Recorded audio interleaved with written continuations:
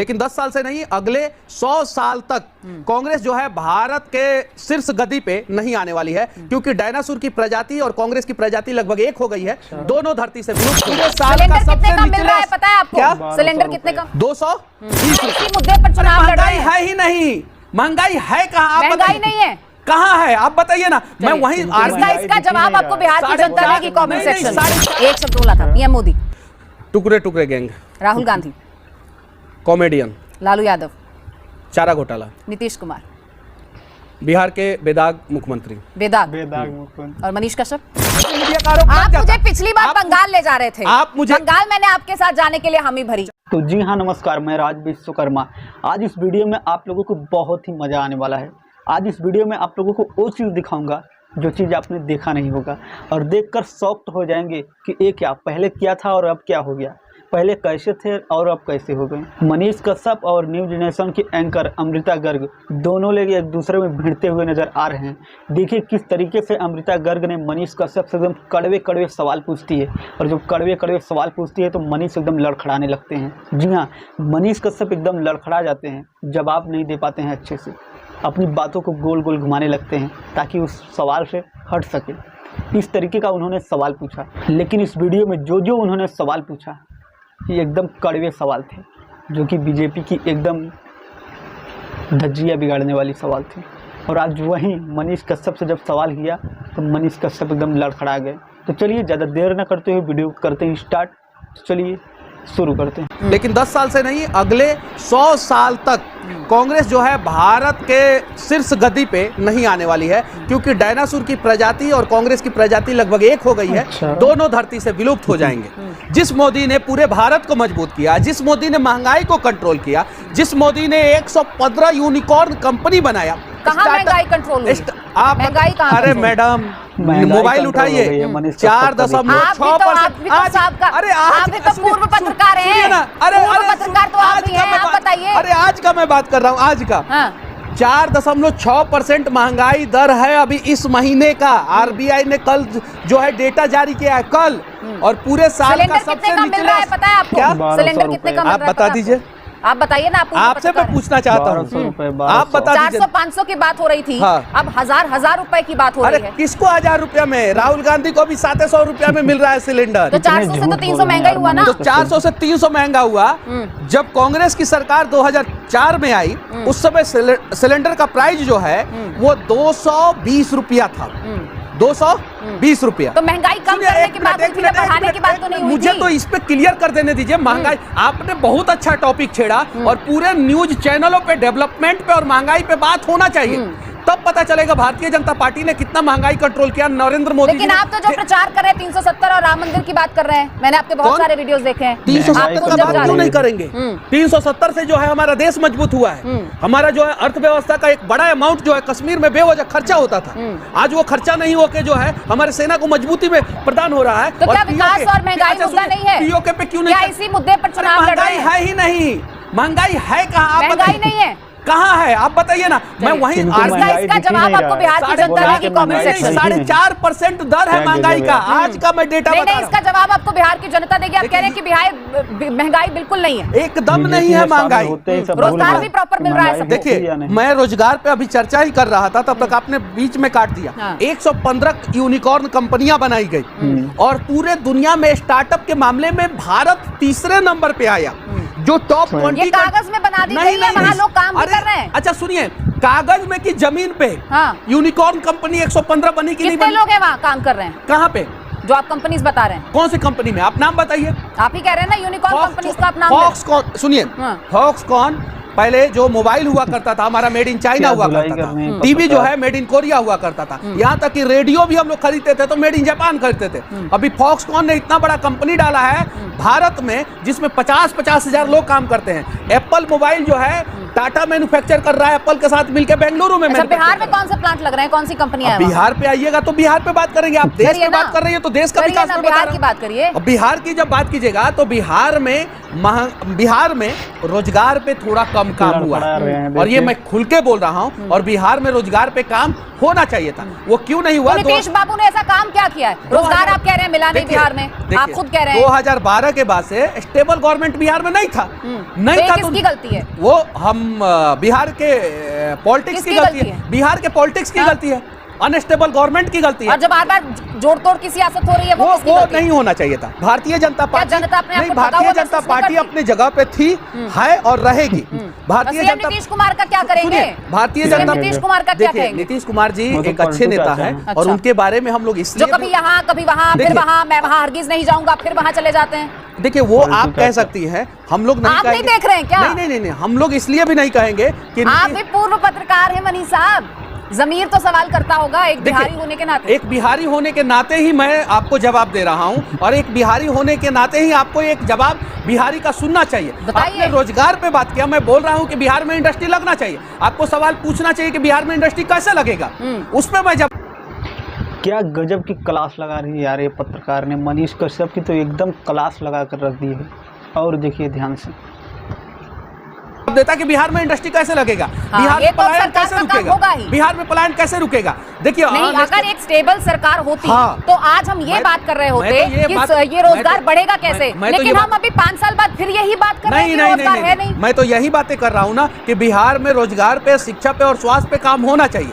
चाहिए तो आप जनता को बार बार लुभाते हैं ना। होगा, लेकिन हुआ क्यों नहीं? सवाल तो ये भी है। हुआ बिहार पूछेगा आपसे। 2012 के बाद से अनस्टेबल गवर्नमेंट आ गई, इसलिए बिहार में ये काम नहीं हो पाया। अब एक स्टेबल गवर्नमेंट है, और नीतीश कुमार जी अब हमारे साथ। अनस्टेबल गवर्नमेंट किसकी वजह से थी? नीतीश कुमार जी मतलब कि आरजेडी में चले गए, और आरजेडी में चले गए तो आरजेडी की वजह से अनस्टेबल गवर्नमेंट हुआ। नीतीश कुमार जी गए, नीतीश कुमार जी की वजह से अनस्टेबल गवर्नमेंट हुआ। भारतीय जनता पार्टी की वजह से अनस्टेबल गवर्नमेंट रही है। भारतीय जनता पार्टी की वजह से अनस्टेबल गवर्नमेंट नहीं हुआ। के साथ रहे। भारतीय जनता पार्टी की वजह से कभी भी अनस्टेबल गवर्नमेंट नहीं हुआ। अटल बिहारी वाजपेयी जब प्रधानमंत्री बने, तो किसके पास गए नीतीश कुमार? क्या वो बीजेपी के पास नहीं गए? हाँ, अभी है, बीजेपी के साथ है, और भारतीय जनता पार्टी के साथ जो है स्टेबल गवर्नमेंट है बिहार में। और अब काम होगा, क्योंकि अब उदाहरण दे दीजिए। अच्छा, एक बात बताइए, क्या जनता इस बात में कंफ्यूज नहीं होगी कि हम बीजेपी पे भरोसा करें या नीतीश कुमार पे भरोसा करें? भारतीय जनता पार्टी पे 100% नहीं, भारतीय जनता पार्टी कभी पलटी ही नहीं है। भारतीय जनता पार्टी जो विचारधारा था वो है, और जिंदगी भर रहेगा। गृह मंत्री ने ये नहीं कहा था कि नीतीश कुमार वापस नहीं आएंगे इस पार्टी में? अब देखिए, गृह मंत्री जी ने उस समय के सिचुएशन के हिसाब से कहा था। आप कह रहे हैं बीजेपी नहीं पलटी है? बीजेपी नहीं पलटी है, बीजेपी अपने जगह पे जो थी। गृह मंत्री जो बयान देते हैं, क्या वो बीजेपी का बयान नहीं है? तेजस्वी जी जो बयान देते हैं कि चाचा ये है वो है, उनके पेट में दांत है, और फिर चाचा को मिला लेते हैं। तेजस्वी जी, जो कि राहुल गांधी जी का सवाल मैं उनसे करूंगी। राहुल गांधी तेजस्वी जी का सवाल जो बयान देते हैं, राहुल गांधी जी का सवाल मैं उनसे मतलब आप लोगों को समझ में नहीं आता है, और इतने कड़वे सवालों का जवाब जो है हम लोग हंस के देते हैं। लेकिन अगर आप लोग जो है कांग्रेस से यही सवाल पूछिएगा तो कांग्रेस वाले आप लोगों को गोदी मीडिया कहना शुरू कर देते हैं। आप बीजेपी की तरफ से जवाब दीजिए। आप एक ईमानदार पत्रकार हैं, आप एक ईमानदार पत्रकार हैं, और जितना सवाल आप मेरे से पूछ रही हैं वही कांग्रेस गठबंधन के लोगों से पूछती तो अभी तक गोदी मीडिया का आरोप आप मुझे पिछली बार बंगाल ले जा रहे थे। आप मुझे बंगाल मैंने आपके साथ जाने के लिए हामी भरी। चलिए, जब आप विपक्ष के सामने मुझे लेकर जाएंगे तो वहां पर भी आपके सामने उनसे सवाल करूंगी, लेकिन फिलहाल आप मेरे सामने, तो मैं आपसे सवाल कीजिए ना, मैं हर एक सवाल का जवाब दूंगा। वोट प्रतिशत जो है, क्या वो सरकार की नाकामी को दर्शाता है? नहीं, हाँ, इसको दर्शाता है। देखिए, जहाँ जहाँ वोटिंग परसेंटेज घटा है वहाँ पे कहीं नहीं तो कहीं जो इंडी गठबंधन वाले लोग हैं वो लोग परेशान हैं। क्यों परेशान हैं? क्योंकि एक पर्टिकुलर कम्युनिटी ने मान लिया है कि अब जो है भारतीय जनता पार्टी आएगी। तो पर्टिकुलर कम्युनिटी के पढ़े लिखे लोग जो है भारतीय जनता पार्टी को वोट दे रहे हैं या नहीं दे रहे हैं, तो वोटिंग परसेंटेज घट रहा है। बाकी भारतीय जनता पार्टी के को वोट देने वाले लोग जो है ना, पहले भी थे, आज भी थे, और कल भी रहेंगे। आपने एक सवाल गोल घुमा दी। नहीं, मुझे ये बताइए, दुनिया गोल है, जो कम हुआ है, क्या ये जनता की निराशा को नहीं दर्शाता? नहीं, जनता की, देखिए, भारतीय जनता पार्टी के वोटरों की निराशा को नहीं दर्शाता है। ये कांग्रेस के वोटरों की निराशा को दर्शाता है, जिनको कांग्रेस में भरोसा ही नहीं रहा। वोटिंग प्रतिशत बढ़ता ना एकदम धीरे धीरे। तो अभी 5वां चरण का है, 4 चरण बीत गए, 4 चरण 7 में से 4 बीत गए हाँ। और वोटिंग प्रतिशत जो घटा हुआ है। 4 तारीख को जब रिजल्ट आएगा तो आपको खुद पता चल जाएगा कि किसकी सरकार बनी है। और सुनिए 4 तारीख के रिजल्ट के बाद आप बुलाइएगा मुझे और फिर वही सवाल पूछिएगा। जो पीछे की स्टडीज बताती हैं, जो आंकड़े बताते हैं कश्यप साहब, वो यही कहते हैं कि जब जब वोटिंग प्रतिशत कम हुआ है तब तक सरकार के खिलाफ ही हुआ है। हाँ 4 तारीख को रिजल्ट आ जाएगा सामने, आप देखिएगा। और 4 तारीख को आप अपने चैनल पे जो है यही चीजें चलाइएगा कि भारतीय जनता पार्टी की तीसरी बार सरकार बन गई, मोदी जी युग पुरुष है, मोदी जी ने ये विकास किया, मोदी जी ने वो विकास किया। ये आपको चलाना पड़ेगा जब 4 तारीख को जो है फिर से भारतीय जनता पार्टी की सरकार बनेगी तो। और हाँ, एक चीज मैं और कहना चाहता हूँ कि जो लोग वोट नहीं करते हैं उन लोगों को अगले 5 साल तक सरकार से सवाल करने का हक नहीं है। तो आप लोग घरों से बाहर निकलिए और आप लोग वोटिंग कीजिए, वोटिंग करना जरूरी है। ये आपने बहुत अच्छी बात कही, लेकिन जिन नेताओं को वोट करती है जनता, फिर वो पलट जाते हैं, फिर जनता ठगा हुआ महसूस करती है, वो जनता भी तो निराश है। देखिए ऐसा नहीं होना चाहिए, ऐसा एक नियम भी लग जाना चाहिए कि अगर आपको जो है जनता जो है इस पर्टिकुलर गठबंधन के नाम पे अगर वोट दे रही है तो 5 साल तक आपको उसी के साथ रहना पड़ेगा। और अगर 5 साल तक नहीं रहते हैं तो मिड टर्म चुनाव होगा, और मिड टर्म चुनाव जो है ना रिमेनिंग पीरियड के लिए होगा, वो 5 साल के लिए नहीं होगा। मान लीजिए 2.5 साल आपने सरकार चलाया तो 2.5 साल के लिए मिड टर्म चुनाव होगा। अच्छा, काराकाट से पवन सिंह इलेक्शन जरूरी है। ठीक है, आपके बिहार की बात कर लेते हैं। काराकाट से पवन सिंह जी निर्दलीय चुनाव लड़ रहे हैं, तो आप क्या एनडीए के प्रत्याशी के लिए वहाँ चुनाव प्रचार करने जाइएगा? देखिए वहाँ पे जो है भारतीय जनता पार्टी के तो प्रत्याशी नहीं खड़े हैं, एनडीए के प्रत्याशी खड़े हैं। उपेंद्र कुशवाहा जी, सुनिए उपेंद्र कुशवाहा जी बुलाएंगे तो मैं जाऊंगा, लेकिन हम तो भारतीय जनता पार्टी के कार्यकर्ता हैं। हमारा पार्टी जहाँ आदेश देगा वहाँ जाएंगे, वहाँ प्रचार करेंगे। उपेंद्र कुशवाहा जी के पार्टी का सदस्य तो मैं नहीं हूँ, वो गठबंधन में है। और वो अगर मेरे पार्टी से कहेंगे कि मनीष कश्यप की यहाँ पे जरूरत है, मेरा पार्टी बोलेगा कि तुम जाओ तो मनीष कश्यप जाएगा। मनीष कश्यप अपने पार्टी से बिना पूछे नहीं जाएगा। और मनीष कश्यप अपनी पार्टी के बारे में बताएगा। एक तरफ तो हर जगह मोदी का परिवार ये प्रचलित किया जा रहा है, पूरा देश मोदी का परिवार है, पूरा देश मोदी का, मेरी बात सुनिए, है ना, पूरा देश। राहुल गांधी भी मोदी के परिवार है, पवन सिंह भी मोदी के परिवार है। हम कहाँ डर रहे हैं? तो सवाल पूछने तो दें।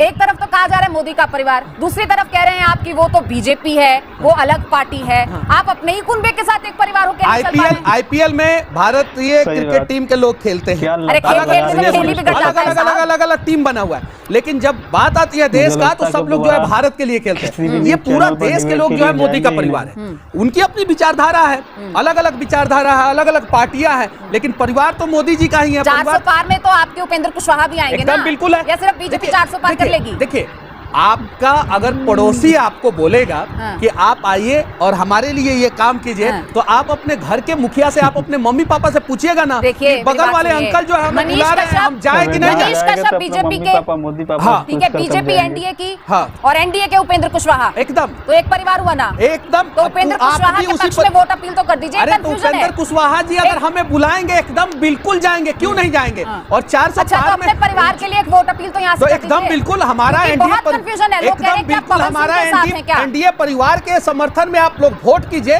और हम वादा करते हैं कि विकास जिस प्रकार से पिछले 10 साल में हुआ है, 100 दिन में 100 किलोमीटर सड़क, एक दिन में 100 किलोमीटर सड़क का हमने रिकॉर्ड बनाया है।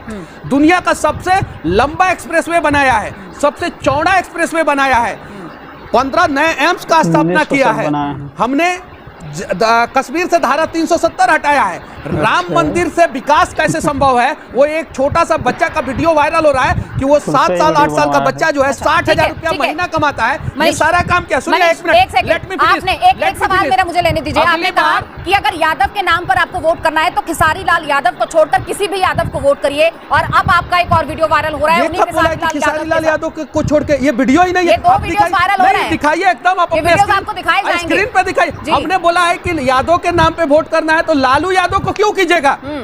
जो लालू यादव का चारा घोटाला करके यादव को वोट नहीं करना? नहीं, मैंने बोला, सोच लीजिए। नहीं, अगर नहीं, ये तो कहीं वीडियो नहीं है, आप दिखा दीजिएगा तो हम। चलिए एक चलते रैपिड फायर आपसे मैं कर रही हूँ। एक नेता के नाम, किन्हीं नेताओं के नाम बोलूंगी। पहला शब्द क्या? अगले 5 साल का जो है रोड मैप हमसे सुना है, पहले वो सुनिए। पहले बताइए। पीओके भारत का हिस्सा होगा, पीओ के भारत का हिस्सा होगा, और भी एक्सप्रेसवे बनेगा, और भी एम्स बनेगा, और भी IIT कॉलेज बनेगा, और भी यूनिवर्सिटी बनेगा, और भी यूनिकॉर्न कंपनी बनेगी, और भारत तीसरे नंबर पे है स्टार्टअप योजना के मामले में, पहले नंबर पे आएगा, और 5वें नंबर पे इकोनॉमी के मामले में है, तीसरे नंबर पे आएगा, और भारत के प्रधानमंत्री दुनिया के सबसे मजबूत नेता फिर से बनेंगे। रैपिड फायर में कुछ नेताओं के नाम लूंगी, कुछ लोगों के नाम लूंगी, पहला शब्द आपके जहन में क्या आता है ये बताते जाइएगा। तेजस्वी यादव, 9वीं फेल।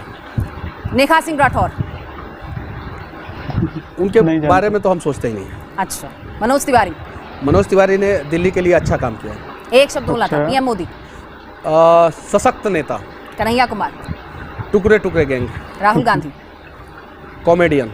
लालू यादव, चारा घोटाला। नीतीश कुमार, बिहार के बेदाग मुख्यमंत्री। बेदाग मुख्यमंत्री। और मनीष कश्यप, मनीष कश्यप राष्ट्रवादी, युवा, देश को बदलने वाला, खुद को ही बदल और कुछ आप बता दीजिए, मैं अपने बारे में बताऊंगा। तो फिर आपने मतलब इतना बड़ा इंटरव्यू में आप पहली बार मुस्कुराई हैं, तो आप बता दीजिए, क्योंकि आप जज करने वाली हैं। यहाँ तो हम लोग अपने बारे में जज थोड़ी करेंगे, सवाल भी तो सरकार के लोगों से ही पूछा जाता है। हमसे इतना सवाल पूछिए, हमने कभी आरोप लगाया क्या कि आप विपक्ष से पैसा ली हैं? नहीं, क्योंकि मुझे पता है। मतलब जो विपक्ष पूरा कंप्लीट तो करने दीजिए।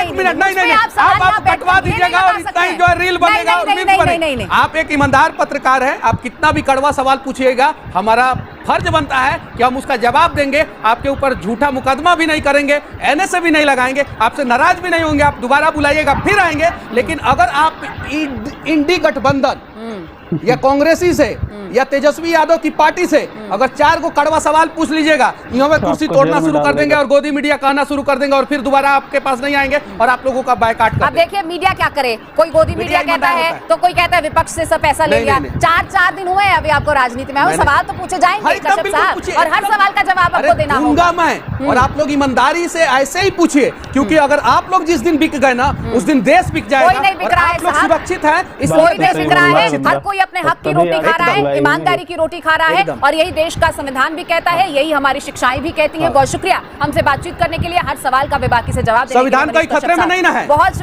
तो आई होप गाइज आप लोगों ने देखा होगा मनीष कश्यप की किस तरीके से एकदम धज्जियाँ उड़ाती हुई दिख रही है। लेडीज़ जो एंकरिंग कर रही है, कितनी ज़बरदस्त कड़वी कड़वी सवाल मनीष कश्यप से पूछा, तो मनीष कश्यप एकदम लड़खड़ा गए। इतना कड़वा सवाल जब इन्होंने पूछा तो, और हर बात पे मनीष कश्यप बीजेपी की तारीफ़ करते हुए दिखे, एक भी बुराई नहीं की, और दूसरे पार्टी की एकदम बुराई करते हुए दिखाई दे रहे थे। आपने देखा किस तरीके से मनीष कश्यप पहले बीजेपी की ही बुराई करते थे रोड पे उतर करके माइक लेकर के, लेकिन अब इतनी तारीफ़ करते हैं कि ऐसा लगता ही नहीं कि बीजेपी कभी कुछ गलत काम किया होगा। ऐसा लगता है एकदम साफ़ सुथरा बीजेपी की पार्टी है, जहाँ भी काम करती है एकदम सोच समझ करके, किसी को तकलीफ़ नहीं देती है। ये मनीष कश्यप का बयान है। और पहले मनीष कश्यप खुद ही माइक लेकर के रोड पे उतरते थे तो बीजेपी को एकदम धज्जियाँ बिगाड़ते थे, बीजेपी के नाम पर एकदम सवाल खड़ा करते थे, ज़्यादातर बीजेपी के नाम पर वीडियो बनाते थे। क्यों? क्योंकि बीजेपी की पार्टी स्क्रिप्टिंग करती थी, इसके वजह से। लेकिन अब इतनी तारीफ़ करते हैं कि ऐसा लगता ही नहीं कि आज से 100 साल पीछे भी बीजेपी कोई गलती काम की होगी।